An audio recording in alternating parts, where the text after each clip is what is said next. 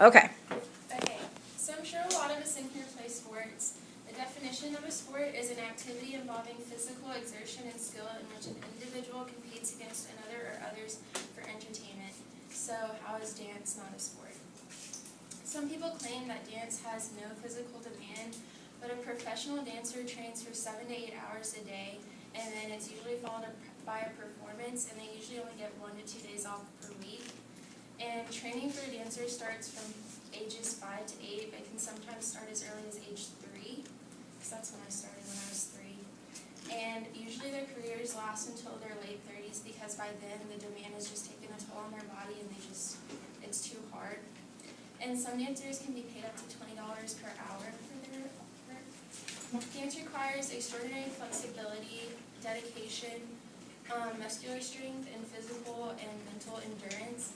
And they also, in addition to training, do like cardio and weightlifting and yoga or Pilates. And as of 2010, there were 25,600 dancers and choreographers in the United States. A lot of people think that dancers are just like on a stage, like looking pretty and twirling around and stuff, but that there's no risk involved with it.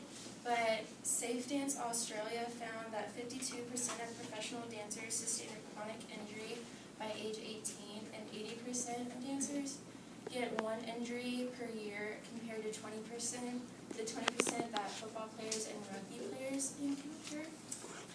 Injuries can happen to like any part of a dancer's body: hips, knees, thighs, feet, ankles, spine, shoulders, elbows, wrists, and hands.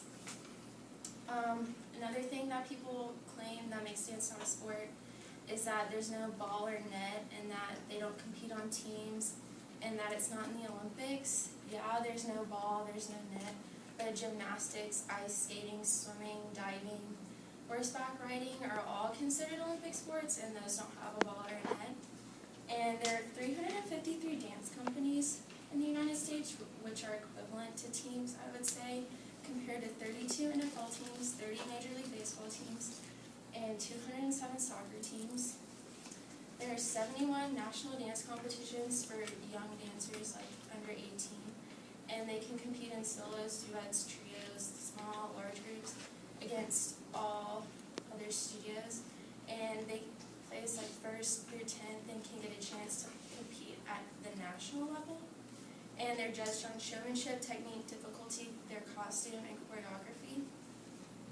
So You Think You Can Dance is a televised dance competition to where and the winner gets $250,000 in recognition for their talent. And the stages start out with an open audition, and then they can go to Vegas to then compete, get a chance to compete in the top 20 against the other dancers in all styles of dance. And many go on to be featured in television shows, movies, be professional choreographers and dancers, and some even end up on Broadway. This is Melanie Moore. She's from Marietta, Georgia, actually. And she won season 8 of So You Think You Can Dance. And in addition to the money, she got a Gatorade ad to bring awareness that dance is a sport. And another person that got the same ad is Hope Solo, and she's a professional soccer player.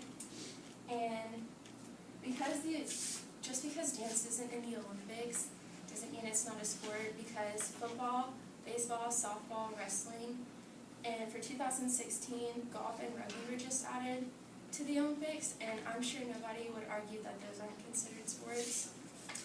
Another thing that people claim that makes dance not a sport is that there's nothing to judge because it's just a performance-based thing. But I would argue that gymnastics and ice skating are performance-based, and they're still in the Olympics. I believe that dance is a sport, and it's not just a sport, but it's very difficult, and that it doesn't get the recognition it deserves. Hopefully one day it will, and maybe